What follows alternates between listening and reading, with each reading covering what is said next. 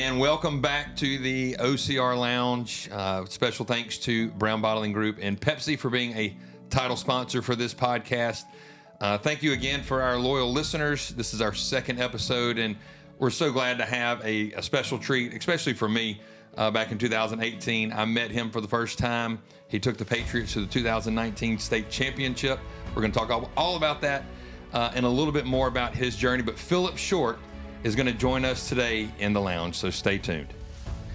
And Phillip, hey man, welcome to the OCR Lounge. It's been a long time since we've kind of just sat down and chopped it up. There's a lot of times that we chopped it up just in a locker room before a football game when you were a player and I was coaching y'all. But man, great to have you in here. Man, great to be here.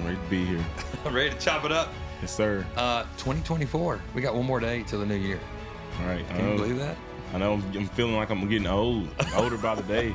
Old? Man. 24 is old. You're what, 24? 24? No, 22. 22. God, I aged you. I'm sorry. I aged you. I want to start off this thing because the point of the lounge is to kind of just sit back, relax, and I want our listeners to dive into the heart of what MR Athletics is. And we had Coach Lipscomb on this last episode. But for you, I want to get to the heart of what the student athletes, because that's really what makes our sports go, are successful student athletes that have poured their heart and soul literally into their sport that they played. And you embodied that so much. One, that I want to go back to your playing journey and really just where we first met, because it was one of those weird deals. I'm in the weight room and Drew Horton comes in, and I'm just like, I don't even know if I'm getting a workout or not. I think I just finished a workout, or I don't know. Yeah. But let's go back to that day in the summer in June when you came through the doors. Yeah, man. It's just, it was honestly a godsend. You know, one of those things where I was looking for a home. I had played a season at Northwest Rankin. I loved it, right? But just wasn't a great fit for me. And so I'm just trying to turn the page in my life, trying to see kind of what's next. I knew I loved football. I knew I could, play this quarterback. I was pretty successful as a sophomore, but I just needed a change of scenery. And you started as a sophomore, though. I did. Started as a sophomore at Northwest Rankin for 4 games. It didn't end up working out like I wanted. 3-1 record. Didn't end up working out like I wanted. But so anyway, that ended up happening, and right. And so I'm looking for a home, right? And I start working out, doing my off-season training. I get a membership at Club for Fitness. So working out there. I had just got the membership like 3 days. Met this guy named Drew Horton. He comes up to me. It's like, hey, man, enjoy watching you play in Northwest Rankin. Like, I live in the area. If you want to get a good workout in, hey, we come just workout partner. I'm like, sure, Drew's a workout warrior, isn't he? Right, yeah. Who wouldn't want to work out with Drew? All right, and so ended up working out. Long story short, me and Drew ended up becoming best friends. And so, one day we want to change up the scenery. He's like, hey, man, feel like, the MRA, let's come up to MRA and get a workout in. Let's change the scenery from the Club for Fitness a little bit. So I come up to MRA, I get a workout in, right? Once again, I'm still looking for a home, right? So I see Coach Weaver, right? I see him he's like, what's up? I'm like, what's up, Coach? He's like, what's your name? I'm Phillip Short. He's like, Phillip Short? He's like, yeah, what's your name? Coach Weaver. I'm like, I heard a lot about MRA. It's a great school. And at the time, like I said, I was looking for a change of scenery, and it was just a godsend. I met Coach Weaver, met Coach Davis. I ended up falling in love with the facility. And like I said, it was just truly a godsend. And from there, we got today where now I coach up there and ended up winning state championship, ended up, meeting best friends and teachers and staff members. And it was just, that's all I can say. It was just truly a godsend how it all happened. Yeah, I saw you walk through, and Drew was coming in, and I was like, who's your friend? And he's like, Phillip Short. And I was like, Northwest Rankin Phillip Short? He's like, yeah. He's like, yeah, we're just going to get a quick workout in. And Drew kind of told me a little bit of the story, and I was like, wow. So, and then here we are today. Right. Crazy, right? Right. Crazy. So let's fast forward to the season that you had.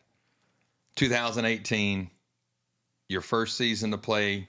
You're a junior quarterback, come in as a starter. Tell me about that season and what did you learn about yourself? We go to the state championship. We have beaten all the guys that we're supposed to beat in the season. We play prep in the regular season, beat them at home. We get the championship game. What did you learn about yourself? Man, that season was it definitely had its highs and lows. Just from starting off coming in with the new system, Coach Davis introduced to me the run and shoot air raid system. You know, I always had a knack for throwing the deep ball, so it was just that perfectly fit, and we worked all summer for it. Even I remember that summer we trained with Paul Lacoste, and that was a shock. Wow, He took us I through forgot about that. He took us through like a military workout, and I remember my first 2 days. I'm like, what did I get myself into? I thought, you know, it's private school ball, different from public school. Where I get there and we're doing 4 sets of 10 bench press and bear crawling 100 yards. I'm like, wow, like I wasn't ready. And the whole team had to go, like when you threw up, if somebody threw up, the whole team had to go over and wait for him to come back. It was one of those great. It was brutal. And I just think guys like John Cartwright, you know, Samuel Schufelt, Cody Swanson that just transferred over. Those guys kind of took me in, you know, just kind of showed me the MRA way, the Patriot way. And I'm just forever grateful for those guys. We start off the season hot, right? We, you know, go undefeated. Everything's going high. We beat Jackson Prep in the regular season for the first time since, I mean, I don't know when. It was a while. Long time. Since the first time we beat them. Long time. 2011. 2011, yeah. And so we were running on a high. You know, we just had an amazing comeback win versus Briarcrest. That was a big, huge win, and just emotions running high, right? Old Ken Rose buzzing, right? We're undefeated for the first time in a while as well, and we go into the state championship game, and I'm like, man, we're right here, right? We can finish off the season perfect, undefeated, win a state championship, right? That'd be a perfect way just to start off and just get kicked off. But unfortunately, Jerry and Ely had different plans. He did. That guy was a dude, you know. He ended up, right? They ended up beating us, I think, by 6 or 7. But that started that high. I was on the emotional high, and the team, right? We were on the emotional high. Then it hit the top, and I'm like, God, we didn't get over the hump. And that off season was a tough off season for me. You know, for Coach Davis, right? Because I know he wanted to win one. I wanted to win one. Just the whole school, we wanted to win. We were so close, undefeated. Yeah. We hadn't had any lows the whole season. Right. And so going in that, but I learned a lot about myself during that time of how to battle back from adversity. And I say that, right? I really learned how to get closer to God, right? And so I had a coach, Coach Holland, right? He was on the staff. He kind of taught me the way of like, hey, your identity isn't defined by your performance. It's not defined by how many touchdowns you throw or how many interceptions you throw. And, you know, that's easier said than done because when you're on this emotional high, it's like, this is what I'm used to, right? Yeah. This is the only thing, this is what made me up until this point.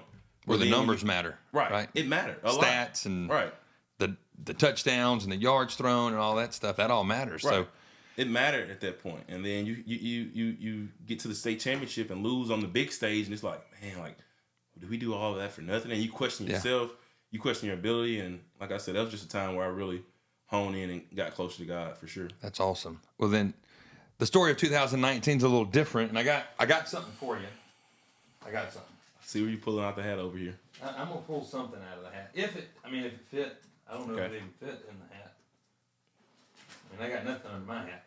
But there's a jersey that that's pretty synonymous. Oh, nice. I mean, you see that?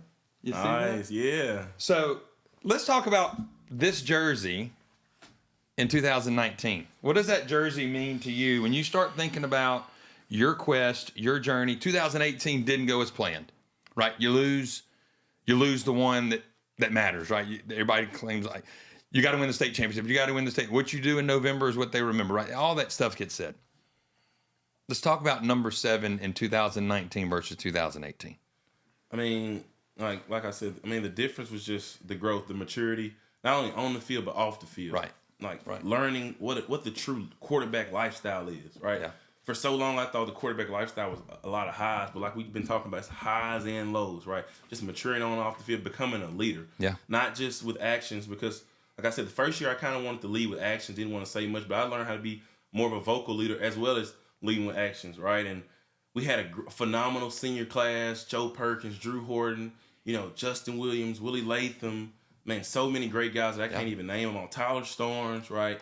So many great guys that kind of helped project me and help project this team into the role and allowed us to kind of get on the scene in that stand tip in 2019. And so, man, that year was just phenomenal. It still was filled with highs and lows, but we got over the hump, right, at the end of winning the state championship, right? And so started out the season hot.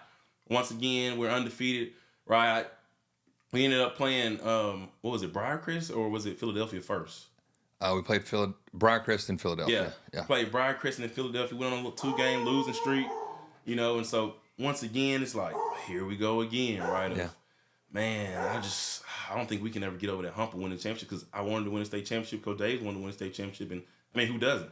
Right. And so, I remember calling the meeting with the team like, hey, guys, look, like, we've been on a little 2-game losing streak. It's fine, right? Let's just recoup. Let's get it back together because we still have everything in front of us left to play, right? We still have our conference games. We still have to be prep. We still have to be JA, right? And and we're going to do it. And so we made up in our mind and practice, right? I could see the team's practice habits start to change. I remember, Coach, you were working with the receivers, and we talked about this before. If you had them out there every day with the jug machines, and I just saw it in everybody's eyes. Even Mr. Self, Mr. Lane, I saw it like we were that close, to putting this program over the top. And the only thing we needed was just a little push. And I just wanted to be that push. And Joe Perkins, and like I said, all these other great... You definitely were the push. I wanted to so bad. But I could see that I wanted it, and I could see that the fan base wanted it. And so we ended up going all in that year, right? We still had highs and lows, but ultimately we got the job done, right, in a great fashion. So yeah, one of the things I think that sets you apart from 2018 and 2019 is 2018 you were all about the physical leader. I'm going to lead by the deep ball. I'm going to just run the offense, if you will. It kind of had the feel of like I'm the new guy. 2019, the 7-on-7 that kind of woke everybody up. You turned into that vocal leader where if you're a quarterback, you're a leader by anything. Like that, it comes with the territory, right? Right. But I think 2019, it turned into like it's going to be more than just me being the quarterback. I'm going to be a vocal leader. And that night, you threw for a lot of yards, and it still stands as the most yards thrown in a state championship game. 593 yards. Sure. Yeah, Willie Latham, I'm still, whenever I see him, like I saw him playing his final game and the final game at Mississippi College this year, and I wanted to be after the game, be like, you still dropped that hitch to give you 600 yards. Yeah, we talk about that all the time. But let's talk about that record-setting performance. Let's talk about you. You've mentioned a lot of the teammates, but let's talk about you. 593 yards. You say that number, and it is bonkers. A lot of people that are going to listen to this podcast and they're going to watch this podcast have no idea that probably even happened. So let's talk about 593. Oh man, that night I could remember it like yesterday. It was just truly, amazing, right? Of once again, highs and lows, right? You're gonna hear me saying that all night because that's what I found out after all these journey. What life is. It's about highs and lows. How can I manage highs and lows? And for me, what I run to when I face highs and lows is Christ. Some people run to others. That's what I run to. And so, with that being said, right, that night, right, we come off the bus. We're juiced up, right? We're at the championship once again, right? It's another year. We're at Mississippi College. And last year, I didn't feel like I performed. I didn't put my team in the best position to win. I had a few turnovers.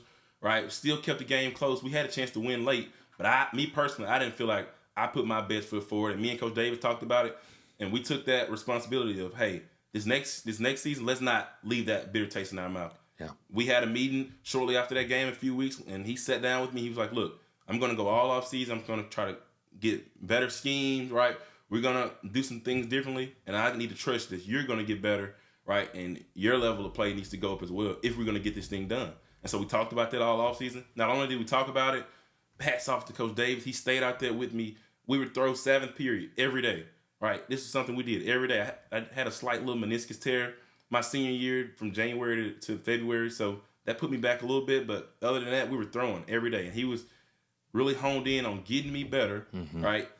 Mechanically, mentally, physically, right? And we sold out that entire offseason. So, like, hats off to Coach Davis because not only did he do it with the scheme, with him being an offensive coordinator and a play caller, but he also did it, the mud work, staying after school, staying late, coming early, right, to make sure that, hey, I want Phillip to understand the system, right? I want him to be the best quarterback that he can be. So hats off to him.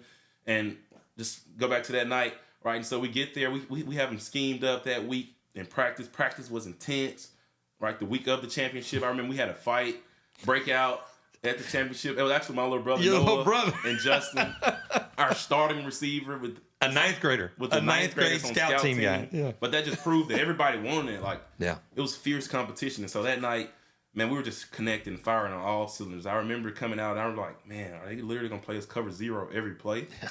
I mean, every play they were sending either 7-man pressure, sometimes 8-man pressure. They just send pressure, try to get the ball out of my hands, and man, my receivers did a great job of getting open, creating separation. Yeah. Right, Coach Weaver, Coach Davis, Coach Williams, the whole offensive staff. Right, even Coach AJ Smith. Right, hats off to him. Who's coaching the XFL? He's in the XFL right Yeah. now. Yeah, he's in the XFL right now, and we all came together and came up with this great plan. And I remember, somebody coming to halftime. You like, dude, you're at 365 at halftime. But at that time, I wasn't thinking about it. I'm like, hey man, like it doesn't matter. Like, I think we were down at halftime or something like that. Yeah. And so I'm like, man, we got to win. And so fast forward, Russ Sorolla, right? All those guys did a great job. I think, what do we have? 4 receivers to go over 100 yards that Four game? that night. Four Four that night? 4 over 100 that night. Yeah, which was crazy looking back on it. One of the proudest moments. I mean, as a receiver coach then, I was like, why are you a good receiver coach? Oh, that's right. You have good players. That's right. That's why you're a good coach. I don't think I've ever even seen that in the college level. 4 guys over 100 yards. That was ridiculous. But yeah, like I said, hats off to my offensive line, just to everybody. That was a total team effort. Right. Obviously, I was the guy to get the praise, and I was the guy to break, have the most single game passing record, in Mississippi history. But I mean, it couldn't have been done without those guys creating separation, receivers making plays, and our offensive staff at MRA calling a heck of a game. So that was just, phenomenal. There's the ring right there. Isn't that pretty? Yeah, I still have it sitting on my dresser. I remember when Coach Davis brought these out. It didn't have our emblem on it, but he's like, "This is what they're going to look like." Mm-hmm. And he had it on his finger on the Thursday practice, and I was like, "Oh my goodness!" Yeah, he had it before. Yeah, no, it was, like I said, that was just a great time. That was just a great time in my life in general, though. Like, man, getting up, going to school. Now that I look back on it, going to school every day, surrounded by Christian atmosphere, Christian environment. The chapels that we had on Wednesdays, developing great friendships with teachers, with coaches. Right, that part of my life was, looking back on it, was really, really special. I hate that it got cut short because of COVID. You know how that happened, and kind of ended the senior year. We actually took the last picture on campus when y'all did the 3-on-3 shootout. Yeah, I remember that. You, Drew, Joe, and somebody else. I think it was just us 3. I think it was. Yeah. And then they shut us down. Yeah, I know that was crazy, but like I said, all in all, it was a great senior year, both academically, athletically. Just, I don't know. I'm really, really grateful for MRA though, for sure. Well, we're grateful for you. I'm grateful for meeting you in 2018 that summer, because you have been a staple person in our athletic alums who have just set themselves apart. Not even when you were at MRA. I mean, you're head and shoulders as a leader. But now you start looking at your college journey that we're about to get into, and then now what you're doing as a professional. I mean, you're back coaching with us. I mean, having you on the sideline is amazing. We'll get in that in a little bit. But let's talk about your college journey, because I don't know if this is the right way to say it, but I'm just going to say it. I thought you were going to go D1 right out the gate with the deep ball and all that stuff, but, something about Mississippi and quarterbacks and people in the college world don't take chances on it for whatever reason. But let's talk about your college journey. So you go to Mississippi Gulf Coast, and then you go to Holmes. Let's talk about that JUCO journey.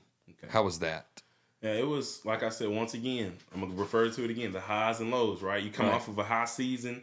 I think I threw for like 3,500 passing yards, 40-something touchdowns, 6 picks, maybe. It's crazy. Right? And I'm thinking to myself, like, all right, end up winning Player of the Year in Mississippi. I remember being at the awards banquet, receiving an offer from Jacksonville State right there. And you were with me, actually, at that awards banquet.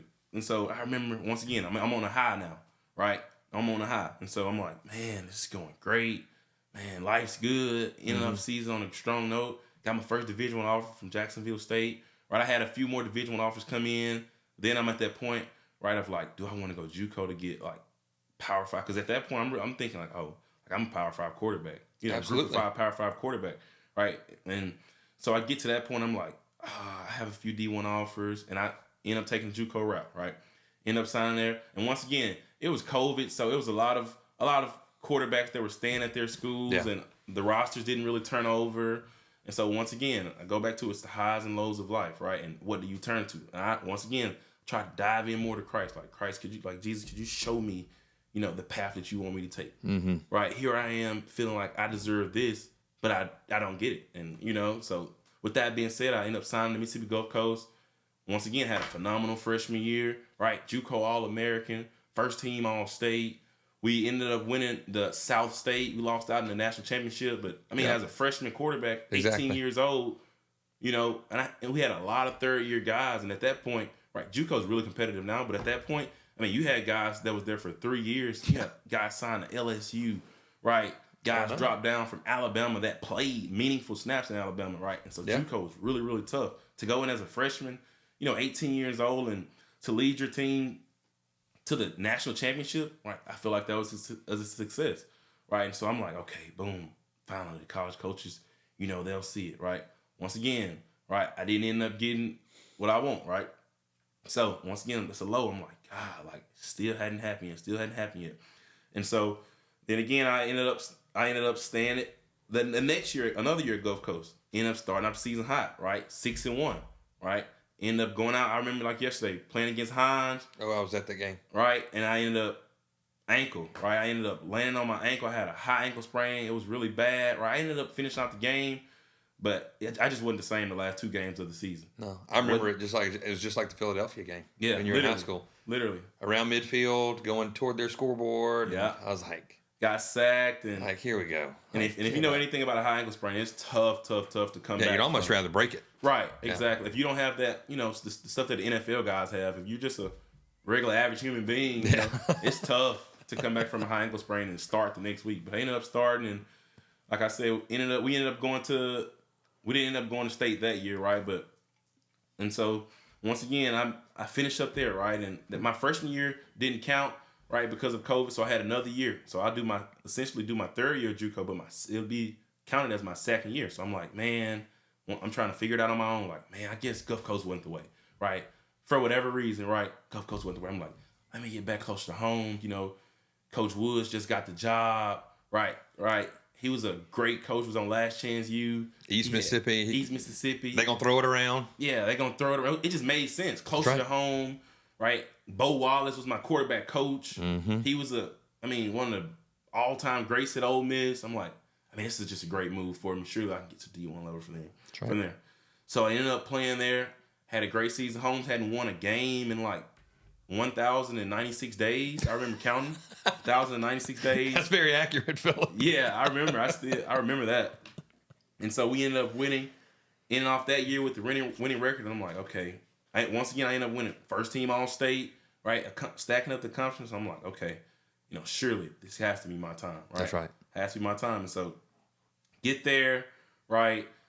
Ended up signing to Jackson State, right? That's when the whole Deion thing came about of Deion's about to leave Jackson State. And I remember like yesterday, Deion had followed me on Twitter, and it was like, I'm thinking to myself, like, you had Deion, T.C. Taylor, right? You have Coach Otis Ridley. They all followed me. I'm like, wait, something about to shake up at Jackson State. Like, why are they following me? I'm a quarterback. Deion and Shedeur is still there. Like, why that happened? Right.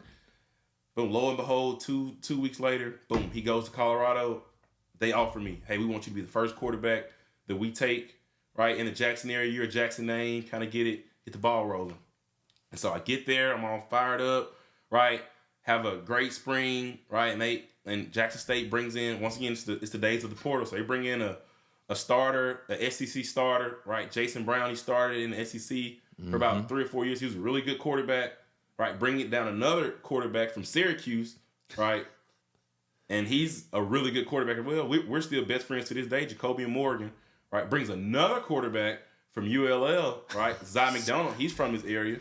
So it's 3 plus you now. That's 3 plus me, and that's all within like 3 or 4 weeks. Oh wow! And I'm like, wow, like now I have to compete, right? Which I did, competed my butt off, right? And I've learned a lot, but throughout that whole process that I just named, right, throughout the highs and lows, one thing that I could take away from that is that in this life that we live, like, you have to have a relationship with God. Like, you have to. I keep saying that, right? But it's so true. It's so true because life throws so many things at you, and you have your own plans, but God had another plan, right? And so I wrap all that around and say, boom, now I'm an MRA coaching kids, pouring into kids' lives, and I never would have had that opportunity if things would have went differently. So now I'm grateful for that path that seemed as if it was taking me down, down the wrong road. Now I'm surrounded by great coworkers. I'm with the coaches every day. I enjoy that. I enjoy pouring into the kids, right? Just telling them about my journey and letting them know, like, hey, keep pushing, right? Because how I like to think about it is this. If everybody dreams came true, and if everybody went to NFL, MLB, right, who would be there to encourage the people that didn't go? That's right. So true. Who would be there to tell the other kids or the other people, like, hey, you have to put your identity in Christ, right? It'll be easy to say that, but who would have actually lived it, if you didn't have people to do that? And so I think Christ used me as a person to, right, I'll let you have your accolades and accomplishments, right?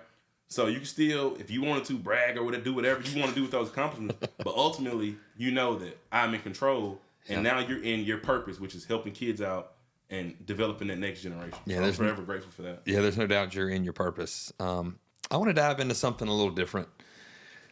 And I go back to your family tree.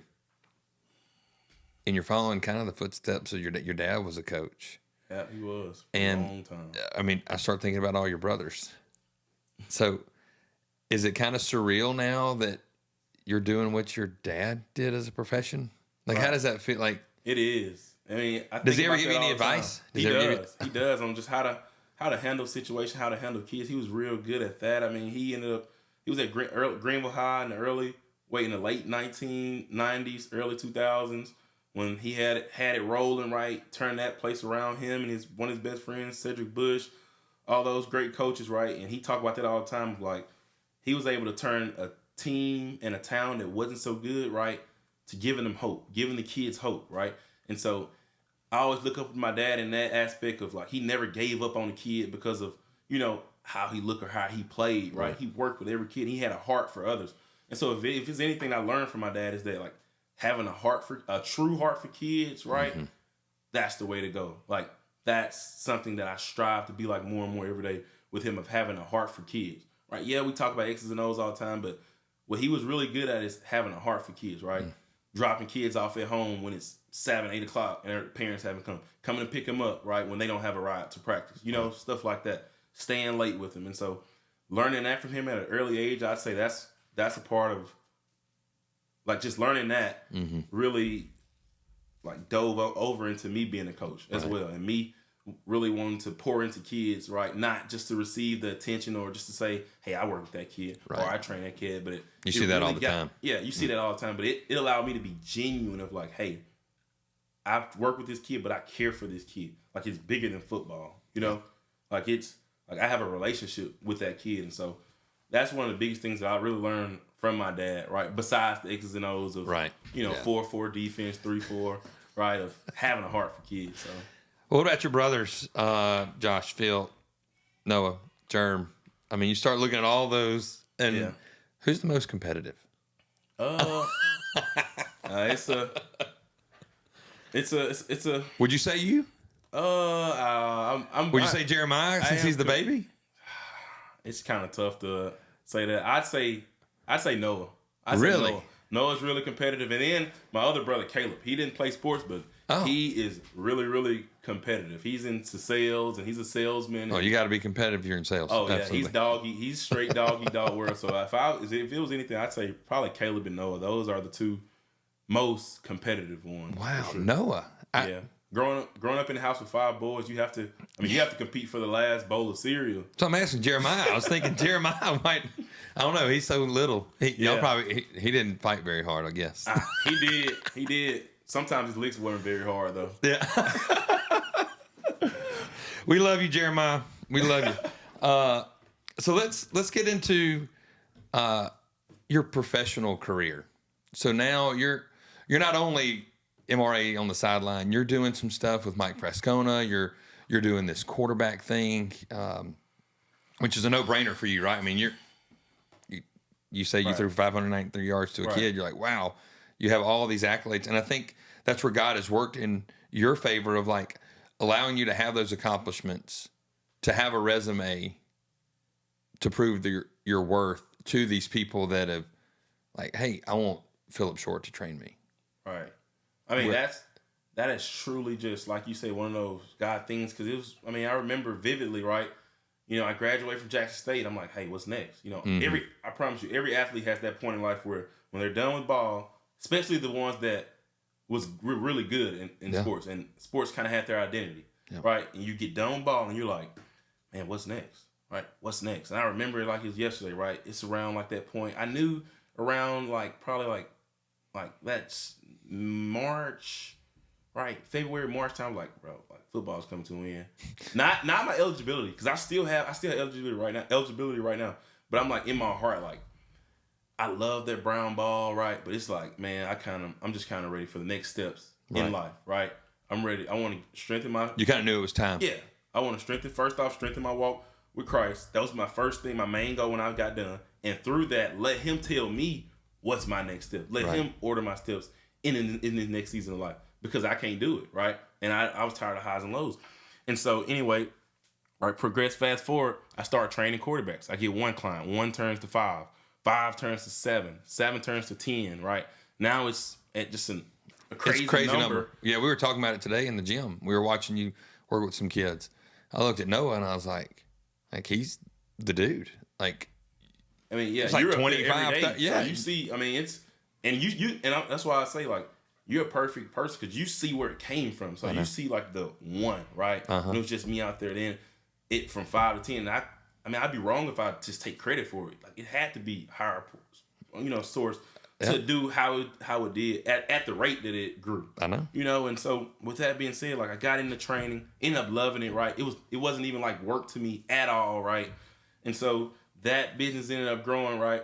And I ended up training the quarterback. And I remember it like it was yesterday. I was training Jake McMillan. I think he's 7 years old, 8 years old. Ended up training him at quarterback. Had a relationship with him, was training him for a while.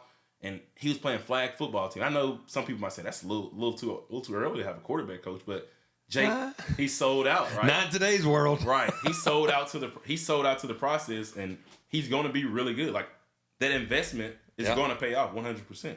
And so I was training him, right? And I remember I was sitting at one of his practices, and he played flag football for Mike Fresconia. Mike was the coach.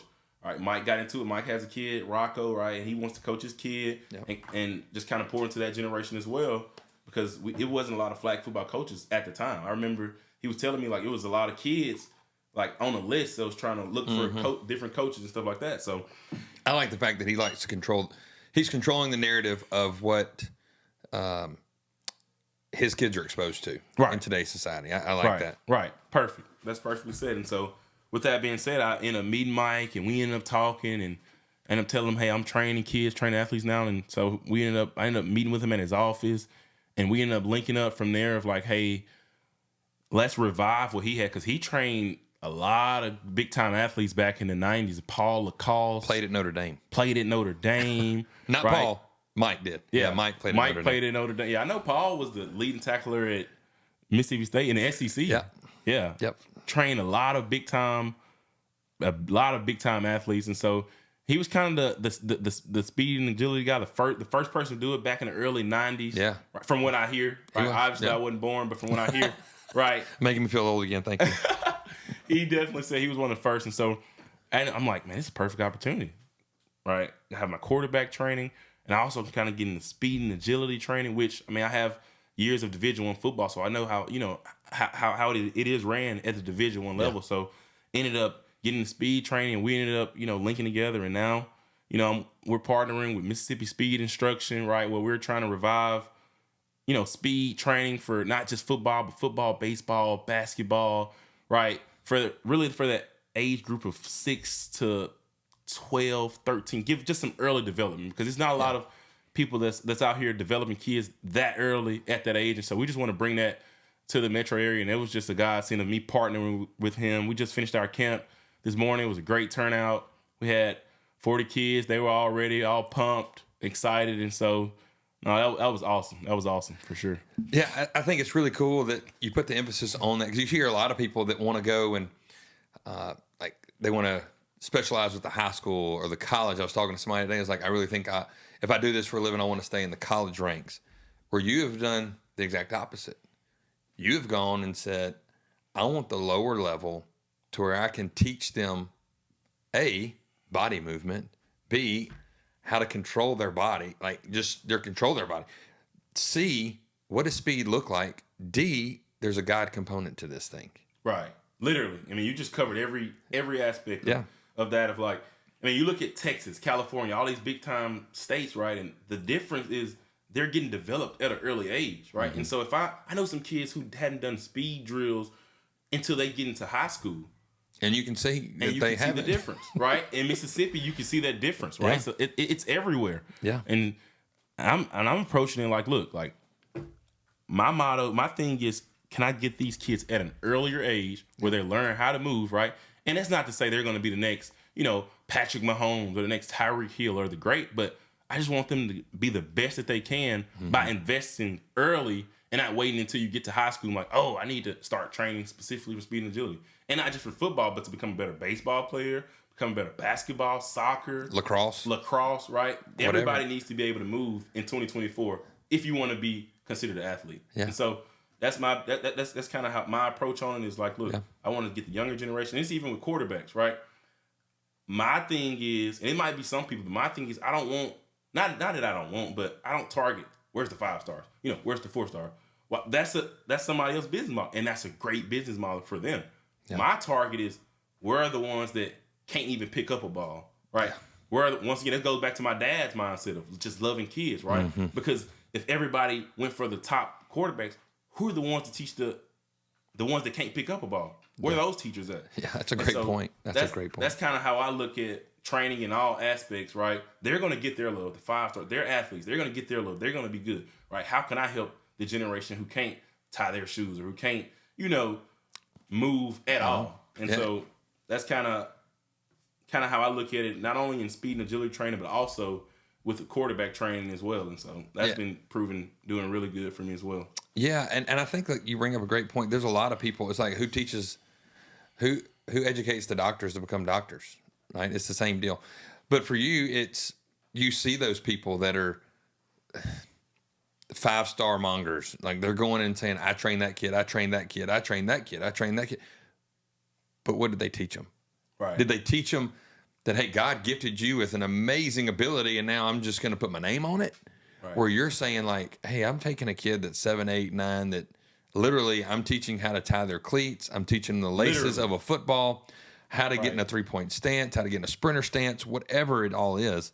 Right. And now you're putting them on a trajectory of, hey, they get to high school. It's like, hey, there was a foundation built by Philip. Right. There's a foundation built in my quarterback play by Philip. So that's really awesome to see that you're taking the bare bones, if you will, right, and you're cultivating it. Cultivating it into something. That's my big thing. Like I just want you to be something, right? Yeah. It's not necessarily mean not guaranteeing you a starting position or a 5-star or a 4-star. You'll be better. Yeah. And that's the whole that's why we play the game, right? That's right. To be better. And that's, like I said, I just wanted to, that's my thing, is just target that group of athletes, like the ones that truly wants to get better, that you can see it in their eyes, that they live, breathe, and die football, but they just wasn't, just genetically, right? They just don't really have it. Jerrion Ealy's, right? God just touches those people. Right. Exactly. People like that, like Josh Hubbard. Just touch those people. You just reached out and touched those people at birth, right? Yeah. And so that's kind of how I look at it. Yeah. Well, let's talk about these two things. What's your greatest accomplishment from early age to professional to, there's high school and JUCO and Jackson State involved in there. What's your greatest accomplishment? I feel like my greatest just accomplishment, right? If you just want to talk about like single accomplishment was, MRA winning the state championship. Like that was one of the highs in my life. Like I really enjoyed that, right? That was one of my single greatest accomplishments. And my second thing, it has something to do with sports, but it's like kind of a story of me starting a podcast. So I have this podcast called the Narrow Disciples Podcast, and it's still centered around football, but it takes the football aspect of, right, we got guys like, you see Chris Parsons, right, was at Mississippi State, DeCarlos Nicholson at USC, Will Rogers at Washington, right, where we ended up starting a group, right, of college athletes, and we would get on a Bible study call every night, right, to talk about God's word, right, just trying to be different in that area, right, and me and DeCarlos ended up starting that, and now it's grown. It's everywhere. We still get on the call pretty regularly, and we have over like 200 or 300 members that's in college football, that's playing college football sports right now, but they view the game differently. No longer does the game take their identity. Now they know, hey, regardless if I throw 6 touchdowns or throw 6 interceptions, right, I'm still loved by Jesus, and that's the reason that I play. So I'd say that's my second greatest accomplishment is just, starting that What's podcast, it called again? the Narrow Disciples podcast. Starting that podcast and starting that group, right, where we get on a Bible study and talk. Just that group, that accomplishment, I'll say that's one of my second greatest accomplishments. If I just look at my life and be like, what about this past year? What about 2024? If you had to put 2024 in a bubble, and we wrap it up in a day, right? From the time we recorded this, the next year is a day away. What about 2024? Your greatest accomplishment just this past year, being on the sidelines with guys that coached you. I know I've enjoyed having you on the sideline with this, especially the headset talks, right? Those are always fun. Yeah. We'll keep those off this podcast. But what about this, just 2024? You talk about highs and lows, so I'm going to play off your highs and lows. What's your greatest high for 2024? And what's your deepest low for 2024? That's a question right there. I'd say my greatest high for 2024 is, just finding my calling in life, right? Mm-hmm. Finding out what God truly wants me to do, right? And it's not about the fame or the glory, my personal glory. It's about just being a servant for Him, learning how to serve, right? And this is just completely, I don't know why this just hit my mind, but when I think of a servant, right? I was at the pep rally, the one when Miss Leah Cox with Herbert Davis and that whole kidney deal, and we talked in the office after, me and Coach Davis, and he was like, man, if you want to know what a servant really looks like, right? Leah Cox, she's the definition, right? And I don't know why that just came to my mind, but that really just came to my mind. And when I think of servant, that's what I think of like not just saying it, but like how can I show me being a servant, right? How can I not just come out here and just train athletes and just get money, but right, have devotionals with the kids to let them know, because it's one thing to say, man, this is not your identity, right? You're a Christian. It doesn't matter. This sport's gonna run out anyway, and you can say it all day long till you're blue in the face. But if you're not like showing that, and if you're not investing that time into that, right? How do the kids ever know? Right? They just hear it from you, but how do you ever know? How do you let them know that that football or a sport per se, right, doesn't have your identity? Right? Yeah. How do you let them know that? So I say that's probably my greatest accomplishment, is just finding my purpose and learning what a true servant is. Yeah. And then learning how to serve. Yeah, I like that you said you find your calling and about how to be a servant, but you're also, and you were talking it right now, and you can hear it and you can listen to it and watch it on this podcast, but you're also walking it. And I felt that this season with you. Even in football season when I coached you, to now walking the sidelines with you as a peer in coaching, you definitely walk that walk, and our athletes are better because of that. So the flip side of this question, what's your deepest low of just 2024? I'm not going to ask you to go way back to Greenville. Yeah. I'm not asking you to go. That's long. That's a long time. That's a long time. That's like 18 years, right? Goodness. I'm showing my age again. What about your low, just for 2024? Deepest low. Oh, I know what this is. Deepest low, it definitely have to be, sensitive topic, but walking off that field versus Hartfield, that last game. Gonna bring that one up. I had to bring it up. I didn't want to bring it up, but I had to. Yeah, well, I did ask you the question, so. That left a bitter taste in my mouth. Hats off to those guys, though. They played a heck of a game, but, man, just the manner in which we lost that one was tough. But, hey, just like how it happened in 2018. That'll fuel me. That'll fuel the coaching staff to, hey, let's get it right. Let's get it together. Even the players, right? And let's go chase it. Let's go do it. Let's go put it together again. But that'll have to be one of the low. That kept me low for a couple of days. So you ready for this? The low of that? What? I'll second that low with you. The next day was my birthday. How about that? And you want to hear something else that's crazy? You referenced 2018, right? That we lost that state championship. Guess what the next day was? What? My birthday. Oh, so hopefully Hopefully this our year Hopefully coming next up. year. Yeah, hopefully. Hopefully next that's year's one of our my year coming things. Philip, it's been an awesome time having you on the OCR Lounge. It's been a great time. Thank you for bringing me on. Oh, yeah. As we conclude, I ask all the coaches this, and I'm going to ask you this.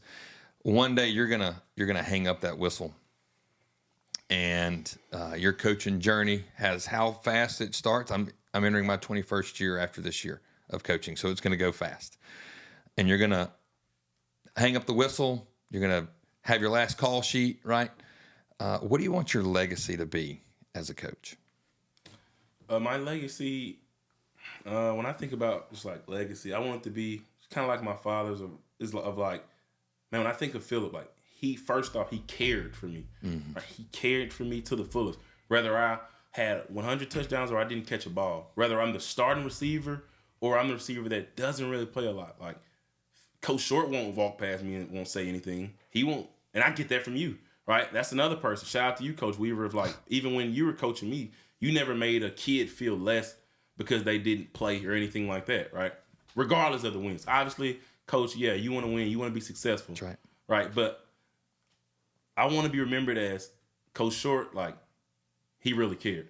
Yeah. Like, he cared for the athletes, right? He showed his love. Not only did he say he cared, but he showed it, right, by always conversating with everybody, right, regardless, always being that, pump-up coach of, hey, it's going to be okay, helping guys out. Sometimes showing tough love, right, as we have to do sometimes. That's right. But still allowing them to understand that, hey, Coach Short, in the end, like, he cares not only about me as an athlete, but he cares about me as a person, right? He wants my life and soul, and not just to be successful on a football field. You know, that's kind of if it was anything, that's what I want my legacy to be.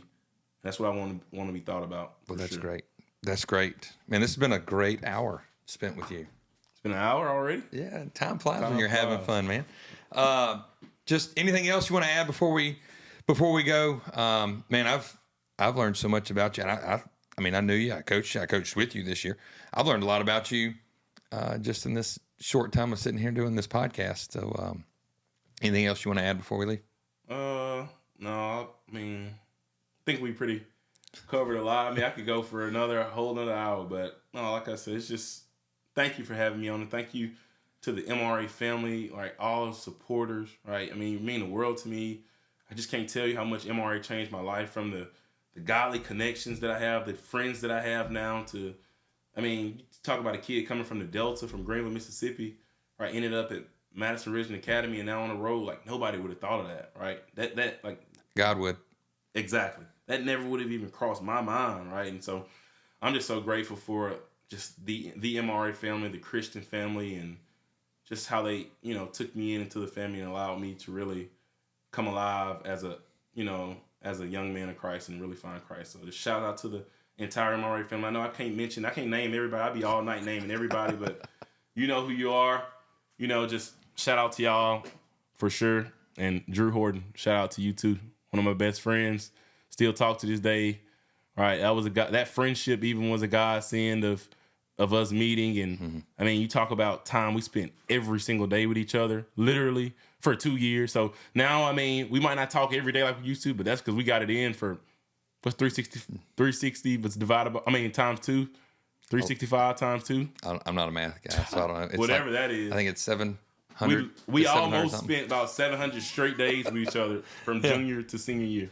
Yeah. So I'm forever grateful for that friendship as well. All right. So, Philip, there's one thing I really want to dive into. And I was watching SEC Network today, SEC this morning. And I think one of the coolest things in the world is seeing professionals go back to college. And it's a lot of what you talked about, right? Mm-hmm. Of going back and serving and giving back to the younger kids. That's one of those cool things. Well, you got Hines Ward, who's all-time whatever at Georgia, NFL phenom, probably one of the, he's known for catching touchdown passes, but he was like a bad news dude when it came to blocking. Right. So Coach Davis would have loved him, right? But he said this today, and this tweet has kind of, I don't know if this is mean and go viral or whatever, but it's 3,500 likes, 420 retweets. But he said this today: You can't have professional dreams he said this. You can't have professional dreams with playground habits. So I start thinking about that. So many times in our podcast that we just recorded, when you start looking at the professional dreams that you had, did you ever have any playground habits in there? I'm starting off with my career I did when I was younger, but the older I got, that statement is so true, right? Playground habits, right? And somebody would beg to ask, like, what is playground habits? Playground habits is, like going an entire off season, right? Not lifting, not putting in work, right? As if you have professional dreams, like that quote said, right? Professional dreams, right? You should be on the field, right? And I'm just speaking of football, but just your sport period. You should participate in your sport at least in the offseason, at least 2 to 3 times a week on your own, not with the team, right? Not with your coach, but with yourself, right? With your other players, right? That's having professional habits and not playground habits. Playground habits is just, showing up when everybody else shows up, like, all right, let's go. Yeah, I think about the guys that just play pickup basketball. Right, those are those playground habits when they just pick up and they go play, versus a guy like Josh Hubbard, who has professional dreams, amazing, and he has professional habits, literally, versus somebody who says all the time, "I want to go to the league. I want to do this. I want to do that. I want to play college football." Right, but what are they doing? What are they doing when nobody's watching? Do they have the playground habits of like, you know what, I'm just gonna have some fun and it's important to me when I want it to be important to me, or is it important to you all the time? So I thought that tweet was, I didn't know it was going to go crazy like that, but I saw it this morning. Good luck to Arizona State, right? By the time this podcast comes out, we don't know if they've won or lost, but I know I'm in the minority. I talked to Jason Mons, their tight ends coach. He and I have been real good friends when he was at Saginaw High School, but I'm pulling for him.